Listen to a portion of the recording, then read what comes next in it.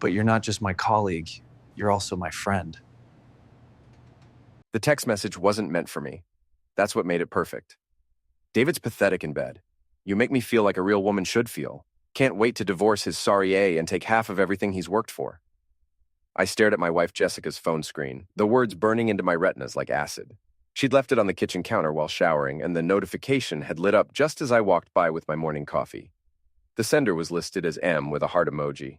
My name is David Grant. I'm 39 years old, a project manager for Henderson Construction in Pittsburgh. I've been married to Jessica for 8 years, and until this moment, I thought I knew what betrayal felt like. I was wrong. The shower was still running upstairs, steam probably fogging up the mirror she'd stare into while planning her next lie. I set my coffee down with shaking hands and took a photo of the message with my own phone. Evidence. Always collect evidence. Jessica came downstairs 20 minutes later, hair perfectly styled, makeup flawless. She wore that black dress I'd bought her for our anniversary last year. The irony wasn't lost on me. "Morning, honey," she said, grabbing her phone without looking at me. "I got that big presentation today. Might be late coming home." "Another late night at the office?" I asked, keeping my voice steady. "You've had a lot of those lately," she paused, fingers hovering over her phone screen. "It's a demanding job, David. Not everyone can coast by managing construction crews." Coast by? Right. Like the 60-hour weeks I pulled to pay for this house, her car, her designer clothes meant nothing. Like the fact that I'd worked my way up from swinging a hammer to running entire projects was somehow less impressive than her human resources position. "Who's M?" I asked casually, sipping my coffee. Her face went white, actually white, like someone had drained the blood right out of her cheeks. "What?" "M, with the heart emoji, in your contacts." "I don't know what you're talking about," but her hand was clutching the phone so tight her knuckles had gone pale. "Must be a work contact then. Maybe I should ask about it at the company Christmas party next week."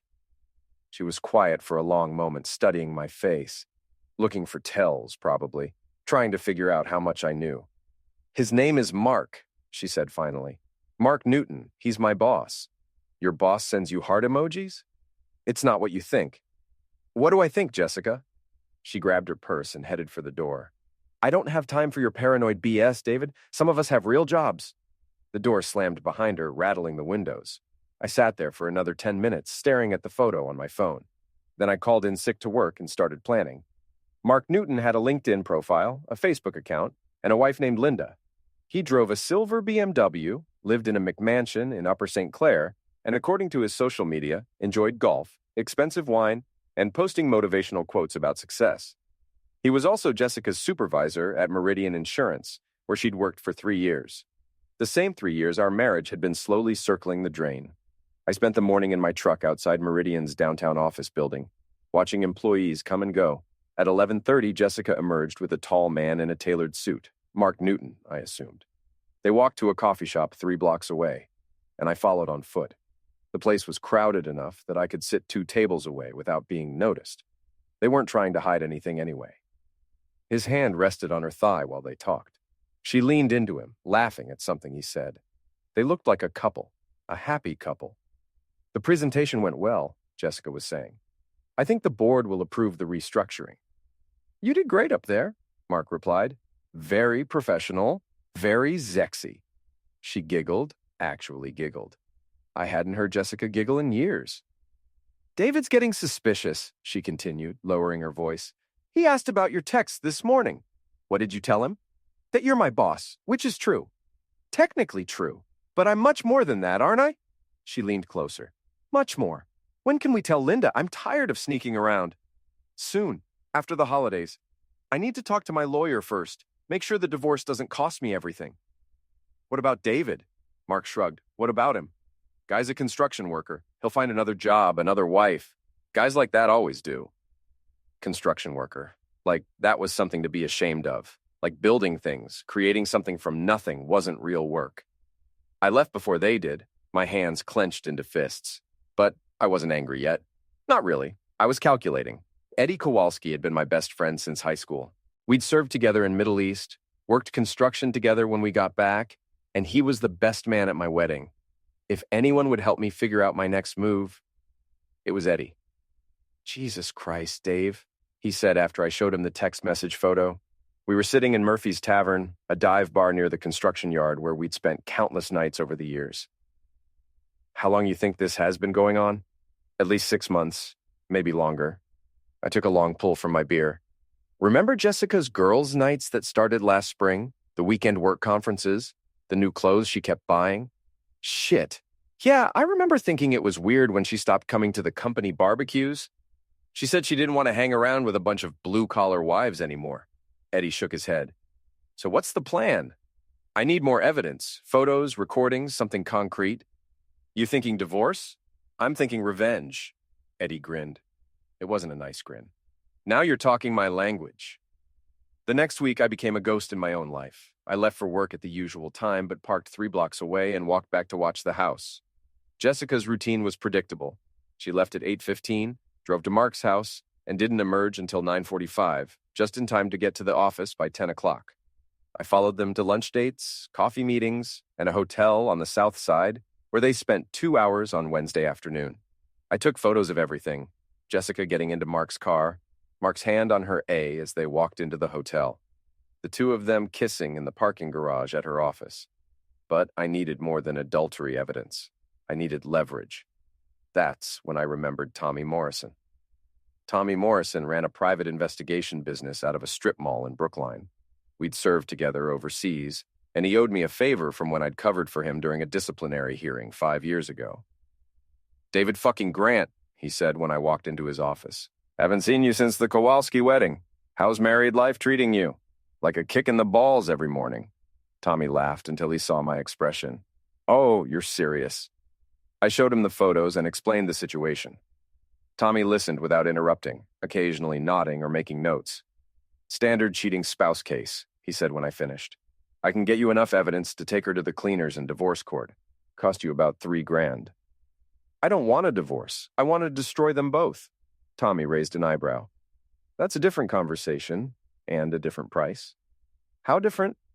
Depends how creative you want to get. We talked for 2 hours. Tommy had connections throughout the city.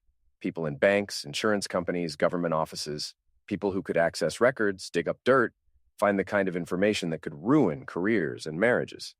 Mark Newton, Tommy said, typing the name into his computer. Meridian Insurance. Let me see what comes up. 20 minutes later, he had a file.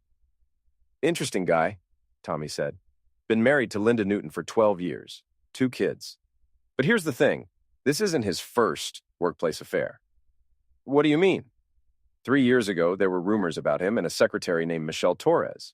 She filed a sexual maltreatment complaint, then suddenly withdrew it and transferred to the Philadelphia office. Think he paid her off? I think he has a pattern, and patterns leave trails.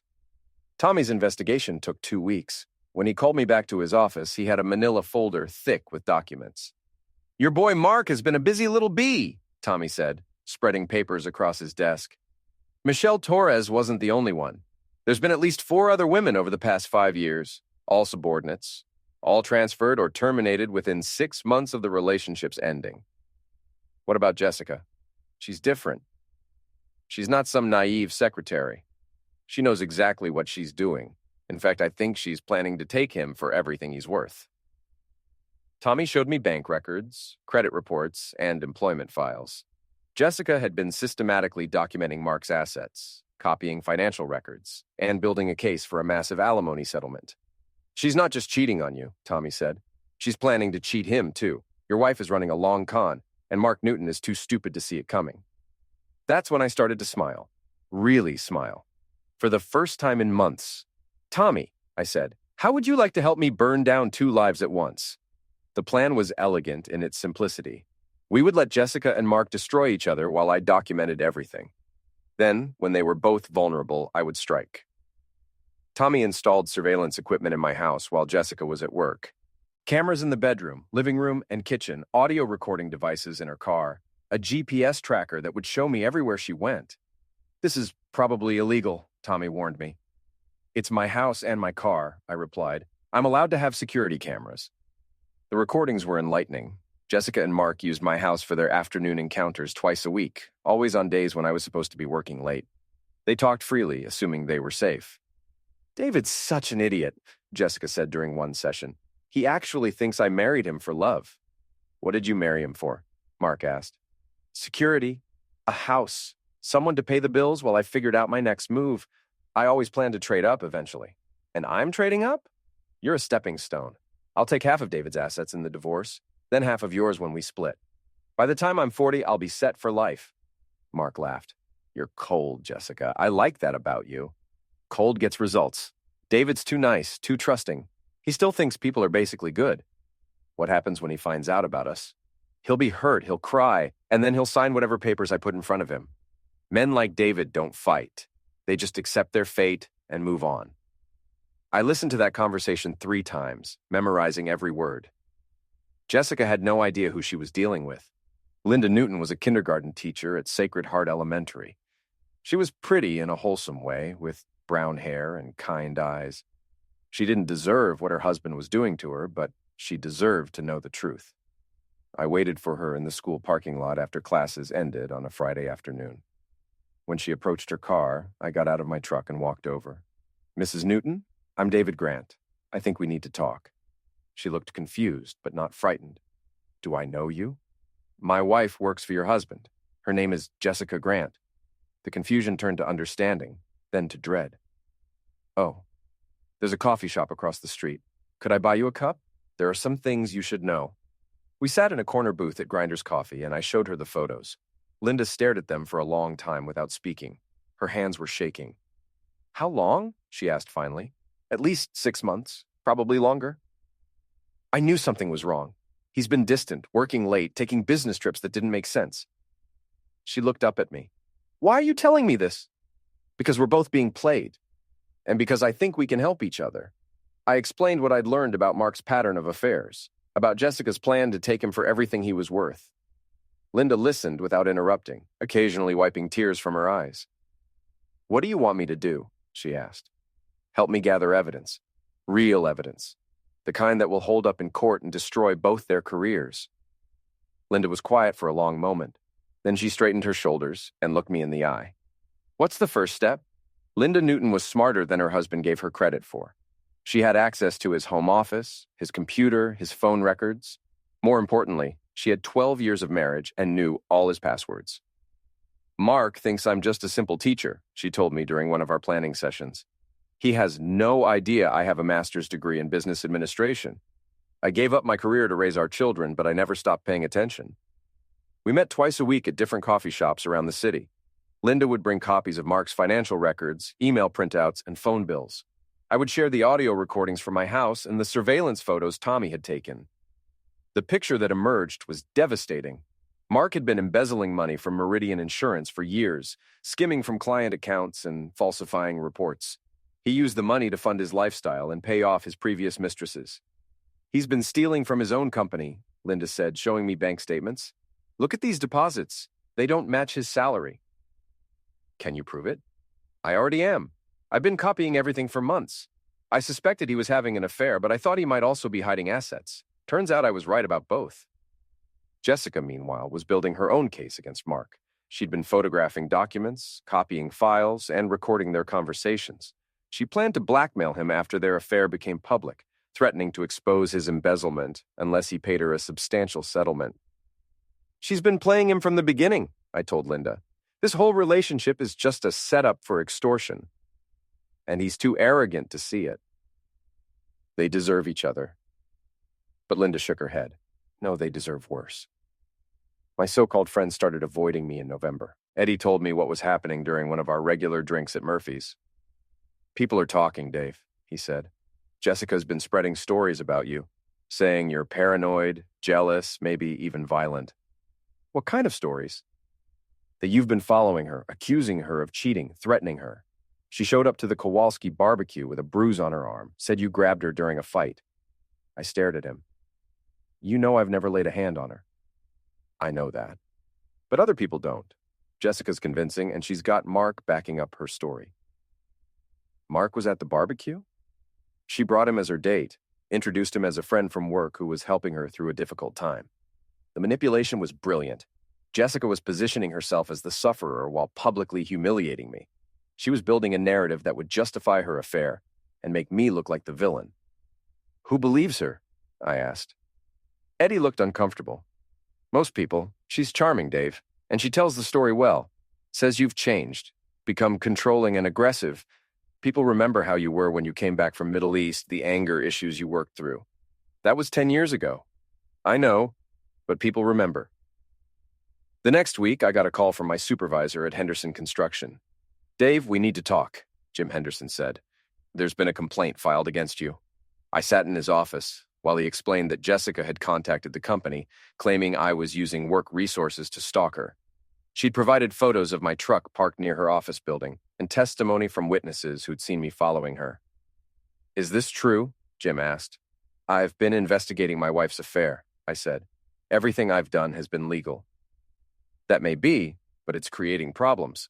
The client on the Shadyside project is nervous about having someone with domestic issues managing their job. I'm going to have to reassign you.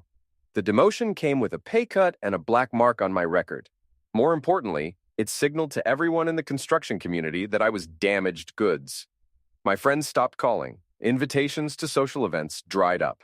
When I walked into Murphy's Tavern, conversations stopped, and people found reasons to leave. Jessica had effectively isolated me from my entire social circle. The breaking point came at Mike Sullivan's wedding reception in December.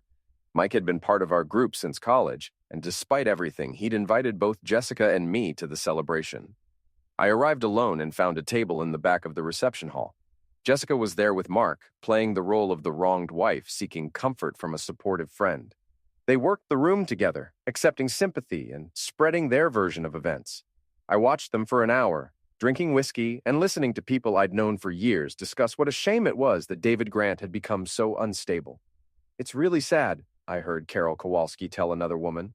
Jessica says he's been stalking her, making threats. She's afraid to be alone with him. I always thought he seemed angry, the other woman replied. You know how some of these military guys are, PTSD and all that. That's when Eddie approached my table. He looked uncomfortable, like he was about to deliver bad news. Hey, Dave. How you holding up? Been better. Listen, man, maybe you should go. People are talking, and with Jessica here. This is Mike's wedding. I'm not going anywhere. Eddie sat down. Look, I know this whole situation is fucked up, but you're making it worse by being here. People are scared of you. Scared of what? That I might tell them the truth? The truth according to who? You've been acting crazy, Dave. Following Jessica around, taking pictures, making accusations. Even if you're right about the affair, the way you're handling it makes you look like the bad guy. Before I could respond, Mark Newton appeared at our table. He was drunk and confident, probably thinking he had the entire room on his side. David, he said, putting a hand on my shoulder. I think we should talk. I looked at his hand until he removed it. I don't think we have anything to discuss. I think we do. This situation with Jessica has gotten out of hand. She's a good woman going through a difficult time, and your behavior is making everything worse. My behavior? The stalking, the threats, the paranoid accusations. It needs to stop. I stood up slowly, aware that the entire reception was watching us. You're right, Mark. It does need to stop. Good. I'm glad you're being reasonable. The lying needs to stop. The manipulation needs to stop. And the fucking in my bed needs to stop. The room went silent. Mark's face flushed red, and Jessica appeared at his side, her expression a perfect mask of hurt and confusion. David, please, she said. You're embarrassing yourself. Am I? Let me tell you what's embarrassing, Jessica. What's embarrassing is finding out your wife of 8 years has been screwing her boss in your house while you're at work. What's embarrassing is discovering she married you as a stepping stone to something better. What's embarrassing is realizing that everyone in this room believes her lies instead of asking for the truth. You're drunk, Mark said, and you're making wild accusations. I reached into my jacket and pulled out my phone. With a few taps, I connected to the reception hall's sound system, a trick Tommy had taught me. Let's hear what wild accusations sound like, I said. Jessica's voice filled the room, crystal clear through the speakers. David's such an idiot. He actually thinks I married him for love. The room erupted. People started shouting, some at me, some at Jessica. Mark lunged forward, trying to grab my phone, but I was ready for him. The punch caught him square in the jaw and dropped him to the floor. It felt better than I'd expected. That's for fucking my wife in my house, I said. Then I turned to address the room. Anyone else want to tell me I'm being paranoid?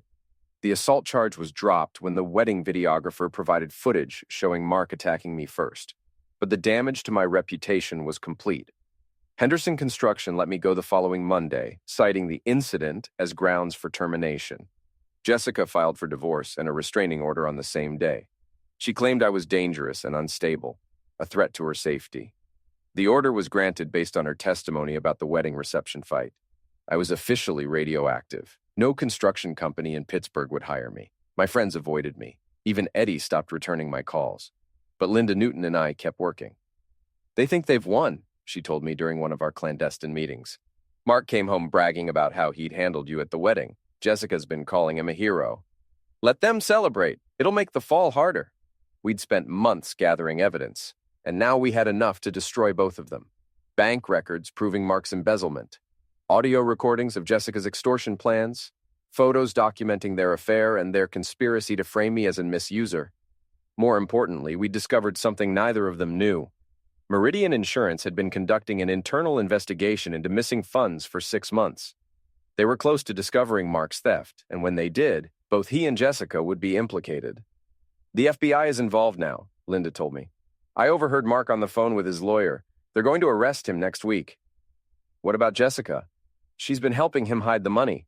That makes her an accessory to federal crimes. I smiled. How poetic. The arrests happened on a Tuesday morning.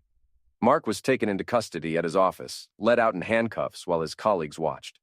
Jessica was arrested at our house, the house I was legally prohibited from entering due to the restraining order. The local news picked up the story that evening. Insurance executive and employee charged in embezzlement scheme. The reporter stood outside Meridian's downtown office, explaining how Mark Newton and Jessica Grant had allegedly stolen more than $400,000 from client accounts over a 3-year period. But that was just the beginning. Tommy Morrison had been busy during my exile, using his connections to plant stories with reporters, bloggers, and social media influencers. Within 48 hours, the narrative had expanded beyond simple embezzlement. The Pittsburgh Post-Gazette ran a feature story about workplace affairs and financial crimes. The article detailed Mark's pattern of relationships with subordinates and how he'd used company funds to pay for hotels, gifts, and hush money. Local television stations picked up the story, interviewing former Meridian employees who spoke anonymously about Mark's behavior and the company's failure to address complaints. Social media exploded with commentary about corporate corruption, workplace maltreatment, and the arrogance of white-collar criminals. Jessica and Mark found themselves at the center of a media firestorm that painted them as hunters who'd exploited their positions for sex and money. The legal system moved quickly. Federal prosecutors had overwhelming evidence of the financial crimes, and both defendants were facing decades in prison. Mark's lawyer advised him to cooperate with the investigation and testify against Jessica in exchange for a reduced sentence. Jessica's lawyer recommended the same strategy. Within a week, they were both trying to destroy each other in court, each claiming the other was the mastermind behind the embezzlement scheme. I watched the preliminary hearings from the back of the courtroom, enjoying the spectacle of my wife and her lover trying to send each other to prison. Mark testified that Jessica had seduced him as part of an elaborate plan to gain access to company accounts. He claimed she'd threatened to file sexual maltreatment charges unless he helped her steal money. Jessica's testimony painted Mark as a serial hunter who'd forced her into the affair and coerced her into helping with the embezzlement. She produced recordings of their conversations as evidence of his manipulation. Both stories contained elements of truth, which made them more believable and more damaging. The media coverage intensified. National news outlets picked up the story as an example of corporate corruption and workplace misuse. Jessica and Mark became symbols of everything wrong with American business culture. Their personal lives disintegrated under the scrutiny. Mark's wife filed for divorce and was awarded emergency custody of their children. Jessica's family disowned her publicly, with her mother giving an interview to the local news station expressing shame and disappointment. The house Jessica and I had shared was seized by federal marshals as part of the asset forfeiture. Her car, jewelry, and bank accounts were frozen pending the outcome of the trial. Mark lost his house, his cars, and his country club membership. His children were bullied at school because of their father's notoriety. Both of them were facing financial ruin even before the criminal sentences were handed down. But I wasn't finished yet. The trial lasted 3 weeks. I attended every day, watching as prosecutors methodically destroyed the lives of the two people who'd tried to destroy mine. The evidence was overwhelming. Bank records, email communications, hotel receipts, and recorded conversations painted a clear picture of systematic theft and conspiracy. Jessica tried to maintain her sufferer narrative, claiming she'd been manipulated and coerced by Mark. But the recordings I'd made in my own house contradicted her testimony, revealing her as a calculating opportunist who'd planned to exploit both Mark and me. Mark attempted to portray himself as a successful businessman who'd made poor decisions because of Jessica's influence, but his history of workplace affairs and maltreatment undermined his credibility. The jury deliberated for less than 4 hours, guilty on all counts. Mark was sentenced to 12 years in federal prison and ordered to pay $800,000 in restitution. Jessica received 8 years and a $500,000 fine. As they were led away in shackles, I felt a satisfaction deeper than anything I'd experienced in years. But the best was yet to come. 6 months after the sentencing, I held a press conference outside the federal courthouse. Local media attended, expecting a statement about closure or forgiveness from the wronged husband. Instead, I told them the real story. "My name is David Grant," I began, "and I want to set the record straight about what really happened in this case." I explained how Jessica and Mark had conspired not only to embezzle money, but to frame me as an abusive husband. I played recordings of their conversations, showed photographs of their planning sessions, and detailed their systematic campaign to isolate me from friends and family. "They didn't just steal money," I said. "They tried to steal my reputation, my livelihood, and my sanity. They wanted to destroy me so completely that no one would believe me when I exposed their crimes." The reporters were riveted. This was a better story than simple embezzlement. This was a tale of manipulation, gaslighting, and ultimate justice. I revealed that I'd been working with Linda Newton for months to gather evidence, that we'd fed information to federal investigators, and that we'd orchestrated much of the media coverage that had made Jessica and Mark into national symbols of corruption. Every article, every news report, every social media post that destroyed their reputations, we planned it all, I said. They thought they were smart enough to manipulate everyone around them. They forgot that some people are smarter. The revelation created another media sensation. The story of my methodical revenge became a case study in strategic planning and patient execution. Jessica and Mark, already serving their sentences, watched from prison as their final humiliation played out on the national television. Linda Newton and I were married 2 years later in a small ceremony attended by our closest friends and family. The media called it a revenge romance, but it was really something much simpler. Two people who'd been betrayed, finding trust and love with each other. I started my own construction company using the settlement money from my wrongful termination lawsuit against Henderson Construction. Linda returned to school and earned her real estate license. Together, we built a successful business renovating and flipping houses in Pittsburgh's emerging neighborhoods. The friends who'd abandoned me during Jessica's campaign of lies slowly tried to reconnect, but I wasn't interested in rebuilding those relationships. I'd learned the difference between fair-weather friends and people who truly knew my character. Eddie Kowalski was the exception. He'd eventually seen through Jessica's manipulation and had tried to warn me, but by then I was already executing my plan. He became my business partner and remains one of my closest friends. Jessica served 6 years of her 8-year sentence before being released on parole. She moved to another state and took a job as a waitress, her career in human resources permanently destroyed by her felony conviction. Mark served his full 12-year sentence. His ex-wife Linda and I made sure he knew about our marriage, our successful business, and our happy life together. We sent him updates every year on the anniversary of his arrest. When he was finally released, he was a broken man, unemployed, unemployable, and completely alone. His children, now adults, wanted nothing to do with him. I'm writing this story 10 years after Jessica sent that text message that wasn't meant for me. The message that started everything. Sometimes I wonder what would have happened if I'd never seen it, if I'd remained blissfully ignorant of their affair and their plans. Would they have succeeded in destroying me? Would Jessica have taken half my assets and moved on to her next sufferer? Would Mark have continued his pattern of exploitation and misuse? I'll never know, and I don't care. What I know is that justice isn't always served by the legal system. Sometimes you have to create your own justice, carefully and methodically, with patience and intelligence. Jessica thought I was too nice, too trusting, too accepting of my fate. She was wrong about all of that. Mark thought I was just a construction worker beneath his notice and unworthy of respect. He learned otherwise. They both underestimated me, and that mistake cost them everything. I'm not the same man I was 10 years ago. I'm harder, more calculating, less trusting.